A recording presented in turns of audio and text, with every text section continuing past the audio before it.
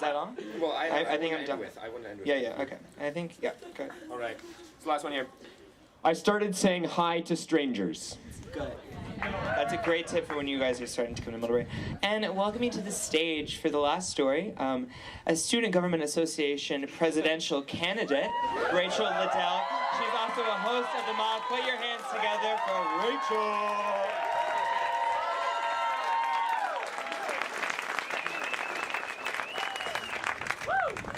So I was thinking about just taking this time to talk about my platform for 10 minutes. So first of all, the first thing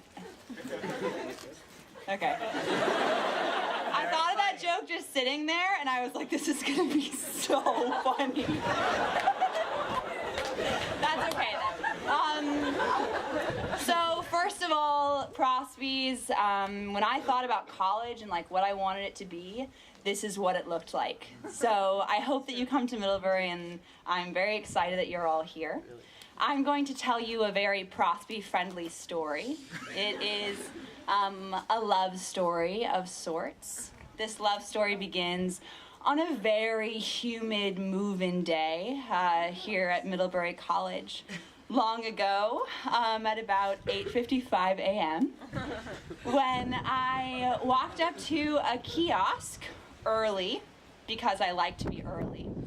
And I got there, and I said, hi, my name's Rachel Liddell, and I'm living in Liddell North, and I'd like a key. And Liddell North, yes. Okay. And this young woman who is standing near me in my vicinity turns to me and says, are you Rachel? And her face is just like total euphoria. Like I would have been anyone for that face. And she had her hair piled all on top of her head, and she was wearing these really cool cutoff shorts that she had like clearly made herself versus everyone else who like buys their cutoff shorts from Urban Outfitters, and like, you know, she was cool. She was really cool. And she was wearing these big chunky earrings, and she pulled me in for a hug, and I like felt her earring against my cheek. And it was a really magical moment, and I was really scared, like really afraid to be here at Middlebury. It wasn't about Middlebury, it was mostly like about college and being really afraid to go to college and like not really wanting to go. I had been in denial that was going to happen to me for a while, and I actually hadn't checked who my roommate was going to be. I only found out who she was because she Facebook requested me, like friended me, and I was like, who the fuck is this girl? Like, she's from New Mexico. Why? How does she know me? And furthermore, I had no idea how to say her name. She spells her name E-Z-E-R-A, and in my head I was like, Ezera? Ezera? Like, I don't know, whatever. And so luckily when she hugged me, she said her name for the first time, and I didn't have to say it first, which was good. And I learned how to say her name, and that was great. And then we kind of joined arms and walked through the threshold of Liddell. And I had seen Liddell from the outside the day before.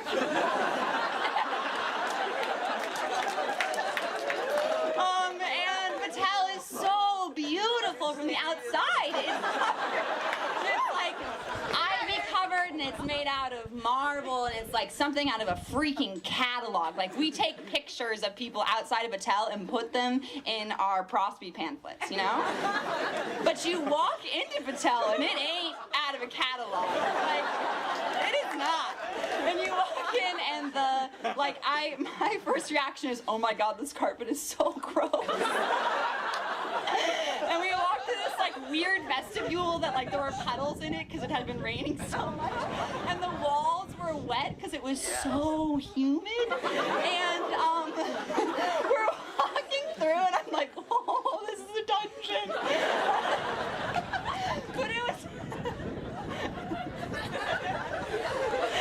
was totally okay because Ezra was with me, and we we walked into our room, and it was like a huge closet.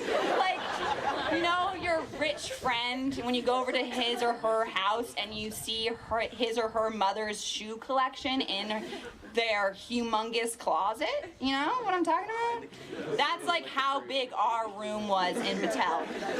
And we walk in, and I think if I had been alone, my reaction would have been, I'm gonna die and suffocate. And but I was with Ezra, and we looked at each other and we were like, yay! Like, this is where we're living! Enthusiasm is so contagious.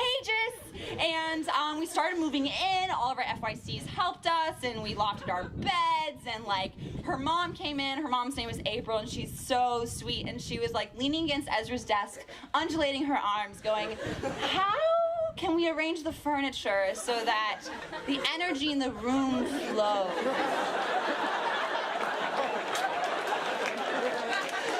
And my mom and I are looking at each other like, shit. Like, that's bad. Because, you know, I don't really know how I feel about chi. Like, it's not really my thing, but it was fine. And we moved the furniture around, and I was being a total pacifist and being like, yes, Ezra, you can have the desk in the window. You can have the bed that you want. Like, pacifism right here. And so began the relationship between Rachel and Ezra, where we both have dominant personalities, but Ezra's is more dominant. So we go about our day, we move in, everything is great, and then eventually, like, the chaos reaches a certain, like, apex, and I decide that I need to leave. And so my parents and I, not because of Ezra or her family, but because it was just, like, crazy. There was so much stuff. And then, okay. Sorry. I didn't realize I was going to be funny. You kind of caught me by surprise. And so I leave, and my parents and I walk around in, like, the 100% humidity world, and we're, like, swimming in, like, cloud.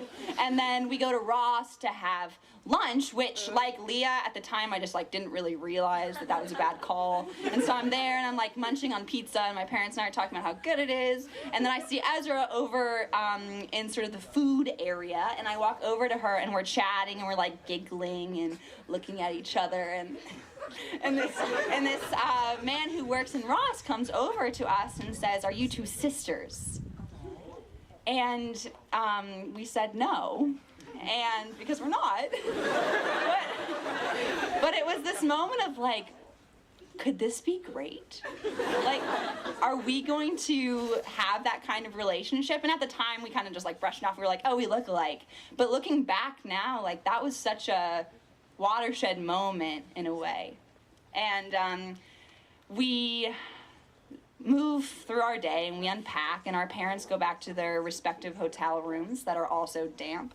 And I'm from Seattle, by the way, so I have like a high threshold for dampness. It was damp.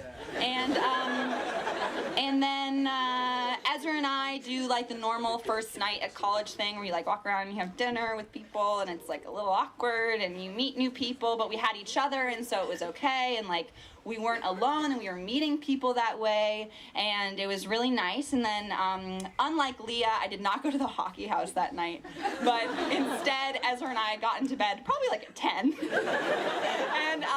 and laid down.